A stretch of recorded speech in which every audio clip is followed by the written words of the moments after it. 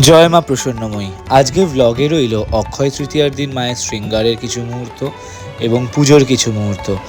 সেদিনকার প্ল্যান করা হয়েছিল মাকে লাল বেনারসি পরানো হবে। গত বছরেও মন্দির প্রতিষ্ঠা তিথির দিন মাকে লাল বেনারসি পরানো হয়েছিল। এবছরও তার ইচ্ছা মতো তিনি লাল বেনারসিই পরেছেন, কেননা হোয়াইট বেনারসি প্রথমে ছিল পরানোর কথা, কিন্তু তারপর সেটা ক্যান্সেল হয়ে লাল বেনারসিই মা পরলেন। তো কেমন লাগছে অবশ্যই কমেন্ট করে জানিও। প্রজাপতি স্টাইলেই মাকে শাড়ি পরানো হয়েছিল, গত বছরও তাই পরানো হয়েছে। দেখতে দেখতে কিন্তু 1 বছর হয়ে গেল মায়ের মন্দির, আর এই বছর নতুন মন্দিরে অ্যাড অন হলো মায়ের নাম এবং কালীযন্ত্র। আমার অনেক দিনের ইচ্ছে ছিল মায়ের মন্দিরের উপর কালীযন্ত্র বসানোর, তো ফাইনালি সেই দিন এলো। অক্ষয় তৃতীয়ার দিনই মায়ের মন্দিরে এই কালীযন্ত্র স্থাপন করা হলো। ফাইনালি আমার উইশ ফুলফিল, সবটাই মায়ের কৃপা, কারণ তিনি ছাড়া তো কোনো কিছুই পসিবল না। তো তিনি করিয়েছেন বলেই সবটা হয়েছে, আমি এটুকু বিশ্বাস করি বরাবরই। তো দেখো মায়ের যন্ত্রতে মালা পরানো হচ্ছে, জবার মালা। এটা কিন্তু পুজো চলাকালীন তার মিডিলে এই বিষয়টা হয়েছে। তো অলরেডি সকালের পুজো কিছুটা হয়ে গেছে। ও আচ্ছা, মায়ের পুষ্প শৃঙ্গার তোমাদেরকে দেখাবো, দাঁড়াও।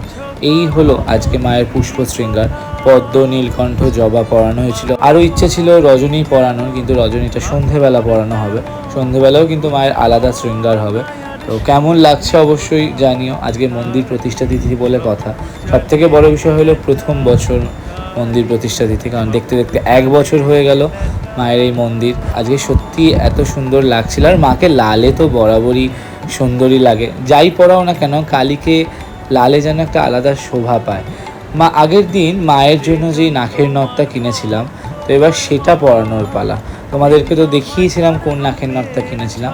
তো এই দেখো, এত সুন্দর সেটিং হয়েছে না, মানে আমি ভাবছিলাম কেমন হবে, মাপ ছোট হবে না বড় হবে, কিন্তু ফাইনালি এত সুন্দর সেটিং হয়েছে। এটা মা সবসময় পরে থাকবেন ডান দিকের নাকে, মায়ের ডান দিকের নাকে। আর মায়ের কপালে একটি টিপ পরাচ্ছিলাম। মায়ের মোটামুটি পুজো হয়ে গেছে। যেহেতু অক্ষয় তৃতীয়ার তিথি এবছর সংক্ষিপ্ত ছিল, ওর জন্য অনেকটা সকাল থেকে পুজো শুরু হয়েছে, কারণ তাড়াতাড়ি শেষ করার বিষয় ছিল। তো মোটামুটি মায়ের সকাল সকালই পুজোটা হয়ে গেছে। তারপর ভোগ আরতিটা হতে একটু লেট হয়েছে, কারণ ভোগের রান্নার বিষয়টা একটু দেরি হয়েছে। সকালে একবার মায়ের পুজোর সময়, বিশেষ পুজোর সময় পরমান্ন ভোগ কিন্তু হয়ে গেছে, যেহেতু তিথি ছাড়ার আগে হবে। এবার বাইরে থেকে মন্দিরটা একবার দেখাই। অলরেডি তোমরা দেখে নিয়েছো লাইভে, তাও একবার দেখাই। বাইরে থেকে কিন্তু মন্দিরটা ভীষণ সুন্দর লাগছিল, আর সাথেই ফুলের আলপনা, এই ডেকোরেশন সবটাই করেছে জয়। তো ভালো করেছে জয়, ও খুব ভালো এরকম ডেকোরেটের কাজগুলো করে।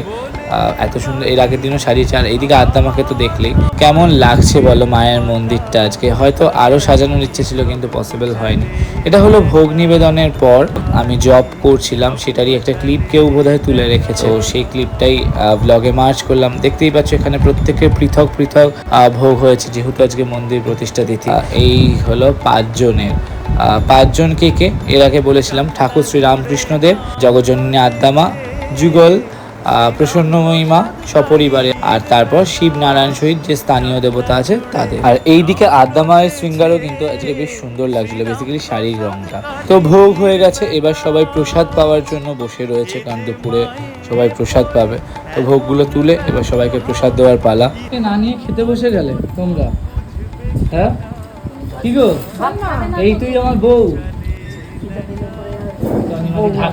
খিদা পেলে কে বউ আর কে বর বসে পড়েছে। সত্যি সত্যি একদম ঠিক। মোটামুটি মায়ের পুজোটা